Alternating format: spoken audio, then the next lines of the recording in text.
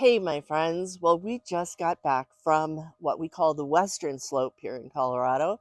We actually live in Northeast Colorado here in Zone 5. And for those of you who might be new to my channel, my name is Sherry Ruskis, and this is my garden. Now, we've been gone for 4 or 5 days. It's the first week of October.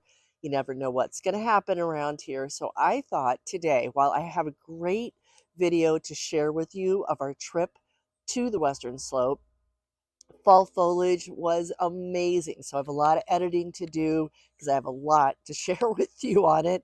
But first, I thought I would share with you what I found when I got home, which hopefully is good. We got home last night. I'm getting over a little case of COVID. It's really not a little one, and I wasn't around people on our trip. We were doing a lot of car traveling, and I was past contagious. So if anybody's asking, but I'm still pretty stuffed up, and I'm on day, I don't know what this is, like 10 or something. No, I'm past that. I'm like 14 or 15. I'm going into 2 weeks on this. Yeah, today's 2 weeks. Anyway, so let's go take a look at my garden. Let's see what's happening. We're supposed to be getting into the 30s tomorrow morning, so I have quite a bit of work to do today to just kind of button things up, get some flowers up that I want to get up that might not make it through the night. We never know. So here we go. And next week I will bring you the fall foliage and you will love it because it was absolutely beautiful. All right, so let me flip the camera around. And there's my sweet pooch, Abby. And one of the things I'll share with you when we go out of town, we put all of our patio pots here along the pathway so that the lawn sprinklers can get to them. Right, Ab? And so they are doing just fine, but some of them are ready. They're done for the season, and I just today need to clean up pots, and I took a lot of them in already. I shared a video a couple weeks ago about that, or was that just last week? But these are the pots that will remain. But what have we got going on? First of all, we have a lot of apples. Our apple tree has been amazingly abundant this year. The dogs love to eat the apples, so we got to get those up. But yeah, lots of apples on the ground to go through to see which ones are still good and which ones are not. The flowers that seem to still be going strong are the calendula, which is right down here. Hey Lou, how's it going? You getting those apples? The calendula, and then we've got cosmos that are just still here, and on the other side, I'll show you when I get over there. We've got some tomatoes on this one little vine I had over here. But you know, tomatoes at this point of the season just aren't getting enough sun. Zucchini is definitely done, and got to get that cut up and done today. These zinnias, look at these Persian carpet zinnias are still going strong, but I'm going to cut a bunch of them today for drying, and my lavender underneath that as well. Coming over here to the main garden, we've got zinnias that are just still going strong. I came out in the dark last night and cut some for a bouquet in the house just because I love having a bouquet and I know the time is coming to an end. We've got just a lot of different things that are still hanging on, some cone flowers, primarily zinnia, even some sweet peas that are still hanging on for the count. My heuchera down here that kind of got overzealous with the rest of this bed, but they're doing good. Look at this. It's October and I still have daisies happening. They have done so well. I've got some zinnias that are going way high into the sky. Butterfly bush still happening. But again, today I will be cutting a lot of this back, getting what tomatoes I can. We've got some cherry tomatoes, and this is our main tomato bed. But again, just they don't taste as good this time of year, but I'll probably make some sauce and get them off the vine. But we've got some nice ones.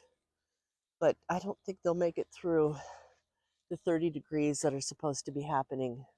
Most of this bed is just, I'm going to let it dry and let the birds have what they need to out of it. Coneflowers and black-eyed Susan.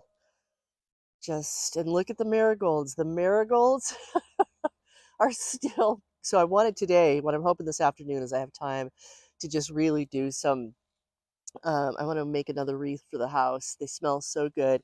And even after cutting up a bunch of basil last week for pesto, look at the sorrel down here and the kale. They're all happy. Yeah, a lot of happiness. I cut a lot out of this bed last week. The mint that has taken over and the strawberries. I read that strawberries only really make it about 3 to 5 years, it says. I've had these strawberries probably 10 years, and they really this year did not. Either the dogs stole them before I could see them, or they just weren't as abundant. Look at those sweet peas that are still going.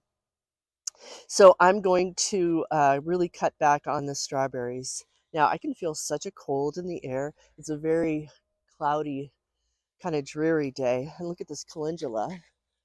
Finally, this whole little group of calendula that's right here on the corner of my herb bed just decided to take off in the last couple of weeks. So we'll see how long that lasts. We've got some kale still happening in the lettuce bed. I've got some arugula that's coming up. Yay, hey. We'll see how that all fares through it all. The grapevine is getting that powdery mildew just like the zucchini. So it looks so pretty when it changes colors, but we'll see. If it gets too powdery, I'm going to have to cut it back.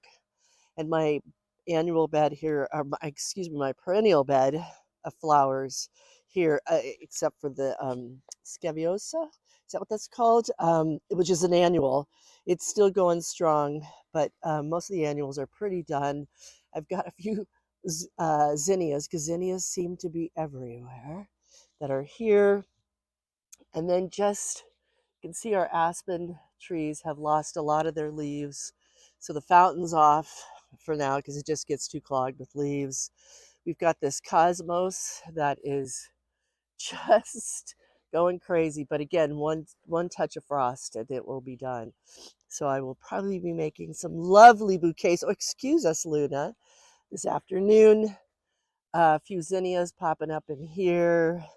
It's just like a few things that are left. Look at this, even a few yarrow, giving it their all at this point in time. Nasturtium's doing great. I've got some zucchini, or excuse me, not zucchini, eggplant that is past its prime that I need to get off, that I'll probably make a sauce out of it. And more zinnias. When in doubt, do zinnias. I'm going to share a video of our potatoes. We did get some potatoes out of here, the Clancy potatoes, and then I have some zinnias, hello, that have come across that.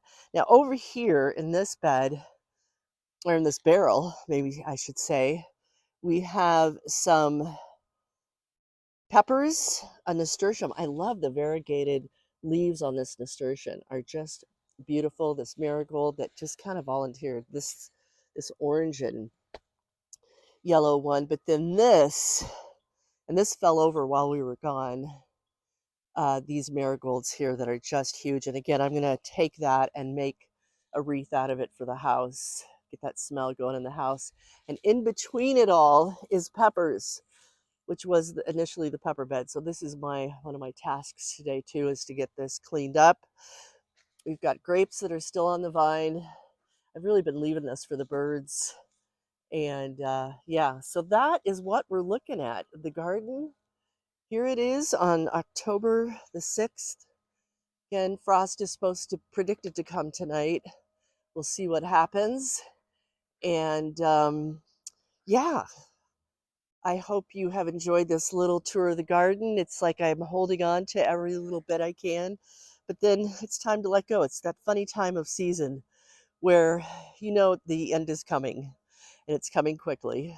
Might even be tonight for a big portion of the garden. So it's just time to put it to bed until next year. And I'll keep you posted how it goes. And then again next week, beautiful video of our trip on the Western Slope and the amazing Airbnb that we stayed at there. All right, Lou? In the meantime, we're going to be picking up apples and doing a lot of harvesting. Hope you're having a great week. Be sure to subscribe to our channel and like if you like, and we'll be bringing you more.